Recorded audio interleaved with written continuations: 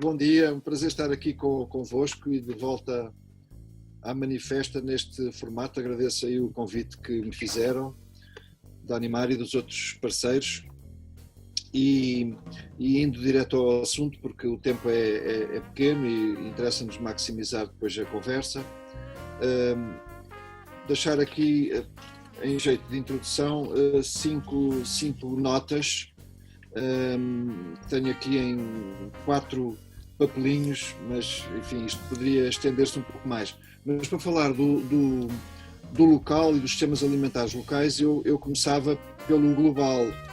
pelo sistema alimentar global ou pelo regime alimentar global, como também por vezes é designado. Na verdade, este sistema alimentar global é uma construção de muitas décadas, mas que foi muito acelerada a partir dos anos 50, com a difusão massiva da agricultura industrial, e depois a partir dos anos 80 com a liberalização do comércio e a grande revolução do setor agroindustrial e da grande distribuição, que são setores, cada vez, como todos nós sabemos, cada vez mais concentrados. Obviamente que esta construção do sistema ou do regime alimentar global também beneficiou do processo mais amplo de globalização em todas as suas dimensões, nomeadamente com as novas tecnologias, com a grande facilidade de transporte de bens, com a emergência de grandes transnacionais ligadas à agroindústria e à distribuição. Um aspecto que tem sido crítico neste debate em anos mais recentes, eu diria já a partir dos anos 2000, tem sido todo um conjunto de estudos, de relatórios que têm sido produzidos quer por académicos associados a universidades, quer por equipas associadas a organizações internacionais, a governos, relatórios que têm provado com evidências muito claras a insustentabilidade deste sistema ou deste regime alimentar global. Muitos aspectos têm sido apontados, eu não iria aqui entrar em muito detalhe sobre essa matéria, nomeadamente os impactos ambientais, por exemplo, a redução da biodiversidade, a emissão de gases com efeitos de estufa, os impactos sociais e territoriais, muito em particular toda a produção de assimetrias, quer ao nível da produção de assimetrias, quer de natureza social, quer de natureza territorial. Por exemplo, um aspecto muito concreto e muito óbvio tem sido a deslocalização de produções que têm dado origem a que há algumas zonas onde se produzia, por exemplo, batatas, aqui há algumas décadas atrás, deixassem de as produzir e passámos a importar batatas da França, da Alemanha, daqui, da lá, ou a produção de maçãs. Ou seja, algumas zonas acabaram por morrer em termos produtivos ou por declinar muito em termos produtivos, e outras zonas acabaram por massificar a sua produção e se tornar altamente exportadoras. Isso é muito óbvio quando nós vamos ao supermercado e se olharmos para a origem dos produtos e começamos a ver, por exemplo, quando olhamos para espargos vêm quase sempre do Peru ou de Espanha, onde nós podíamos produzir perfeitamente e já produzimos espargos em algumas zonas de Portugal. Poderíamos também falar dos impactos ao nível da saúde, com os fenómenos da fome, da sobrealimentação, da obesidade, de doenças várias que estão hoje muito presentes. Por exemplo, eu busquei aqui um artigo, que é um artigo de 2009, de 2019, tem quase um ano, do Jornal de Notícias, que dizia junk food, que é aquela comida lixo, que está muito popularizada em todo lado, a comida empacotada. Diz o título do artigo: junk food faz 11 milhões de mortes por ano. Isto é um artigo produzido ou divulgado pela revista científica The Lancet, que é uma revista muito conhecida no campo da saúde. Mas só para vermos um dos efeitos a nível daquilo que comemos e do poder da agroindústria e da grande distribuição. Bom, obviamente que este quadro produzido pelo sistema alimentar global e pela análise da sua insustentabilidade, que tem sido cada vez mais evidente a nível dos cidadãos, de uma forma geral, tem levado à emergência de, sobretudo a partir dos anos 80, de movimentos sociais centrados na agricultura e na alimentação, também conhecidos pelos movimentos alimentares. Estes movimentos normalmente são localizados, pequenos, fragmentados, embora recentemente se tenham também observado iniciativas que procuram aglomerá-los, que procuram federá-los. Estes movimentos têm, de uma forma geral, raízes, motivações, pressupostos e também focos muito diversos. Algumas das palavras-chave já foram aqui referidas pelo Luís, nomeadamente, algumas delas são soberania alimentar, segurança alimentar, democracia alimentar, justiça alimentar, agricultura sustentável, agroecologia, agricultura cívica, cidadania alimentar, enfim, há todo um conjunto de palavras-chave que têm servido de mote para estes movimentos. Uma dimensão, um aspecto mais visível na sua concretização, na concretização destes movimentos, tem sido um conjunto de iniciativas que estão centradas na relação entre produtores e consumidores e na configuração de alternativas ao sistema, ao regime alimentar global. E são essas iniciativas que procuram, no fundo, configurar novas formas de funcionamento que temos vindo a designar por sistemas alimentares globais. Que iniciativas são essas? Podíamos dar aqui muitos exemplos. Caso dos Conselhos Alimentares Globais, que têm vindo a ser disseminados por vários países, que no fundo são conselhos que frequentemente juntam movimentos sociais locais com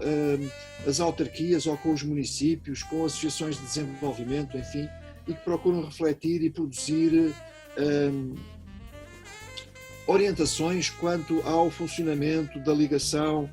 ao funcionamento da própria produção, à articulação entre produção e consumo. Mas podíamos também falar de movimentos como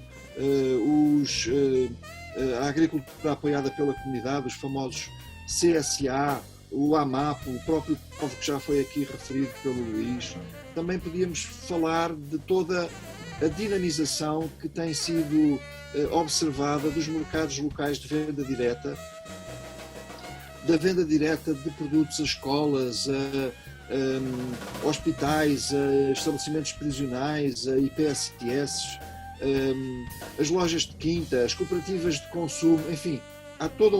uma panóplia de iniciativas que estão muito centradas nesta relação entre produção e consumo, da reconstrução da proximidade com os produtores e, naturalmente, há todo um conjunto também de propostas que vão no sentido da transição, eu diria no sentido de um reequilibrar entre o sistema alimentar global com o local, um reequilíbrio entre o global e o local. Nós sabemos que é muito difícil substituir o global pelo local ou vencer a força que o sistema alimentar global tem, mas há todo um conjunto de propostas que visam, no fundo, a transição para um sistema alimentar global, a mudança, no fundo, de um paradigma agroindustrial para um paradigma que nós podemos chamar territorial integrado, em que, no fundo, a agricultura, neste novo paradigma, é igual a um somatório de dimensões que nós podemos nestas dimensões, incluir o ambiente, as preocupações ambientais, as preocupações com a saúde, as preocupações com a justiça social, as preocupações com o emprego e a economia local, com a qualidade de vida, enfim, há todo um conjunto de elementos aqui nesta equação que faz o chamado paradigma territorial integrado. No fundo, o que é que nós temos neste paradigma territorial integrado que configura estes novos sistemas alimentares globais? Temos sistemas que estão enraizados no território e integrados com outras atividades, por exemplo, na área do turismo, do agroturismo, do turismo de natureza, atividades ligadas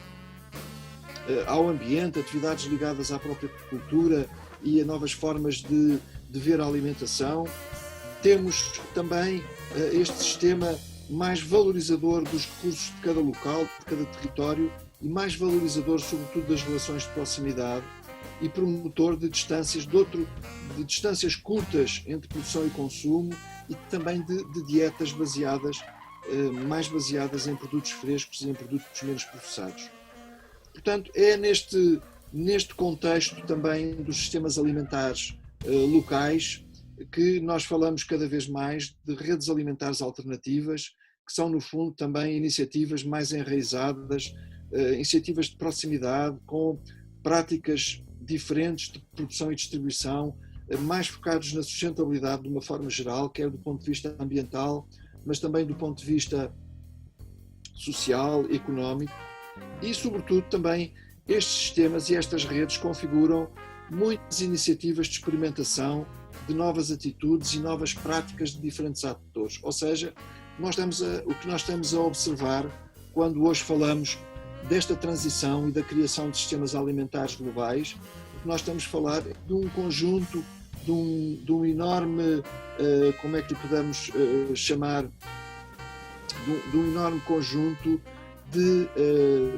iniciativas muitas vezes experimentais, algumas mais consolidadas. Nós temos, por exemplo, mesmo quando falamos dos Estados Unidos da América, que é, na verdade, o protótipo da implementação do sistema alimentar global, com a fast food, com a presença de cadeias de distribuição que estão não só no país, mas também a nível global, com a presença também da própria agroindústria poderosa. Mas neste país nós, por exemplo, temos um conjunto diversificadíssimo de iniciativas que vão desde os CSA, dos chamados Community Supported Agriculture, até aos mercados globais, aos mercados locais, os Farmers Market, que estão altamente implementados em qualquer cidade americana. Nós hoje encontramos estas redes, também as cooperativas de consumo, enfim, todo um conjunto de iniciativas alternativas, cada vez mais também elas federadas em movimentos que ultrapassam os Estados e que atingem já o país no seu conjunto. E isso observa-se hoje também cada vez mais a nível da Europa e a nível do Brasil, a nível, enfim, de todos, de muitos países. Embora de formas muito assimétricas, com implantações muito assimétricas. Basicamente era isto que eu queria aqui introduzir em jeito de início de debate, ou seja, em resumo, temos um sistema alimentar global que emergiu fortemente a partir dos anos 50 e dos anos 80, com todos aqueles aspectos que eu aqui referi. Essa emergência deu origem a todo um debate em torno da sua insustentabilidade e à emergência de movimentos alimentares que têm levado, no fundo, a propostas que vão no sentido da transição para outros modelos, para outros paradigmas e para a criação de sistemas alimentares e de redes alimentares alternativas. Em jeito de introdução era isto que eu queria dizer.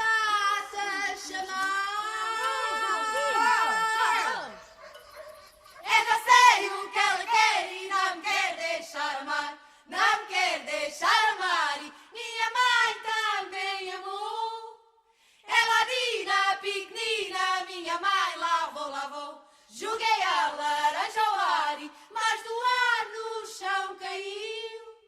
Fui falar ao meu amor e minha mãe logo me ouviu. Minha mãe logo me ouviu, ela se pôs a chorar.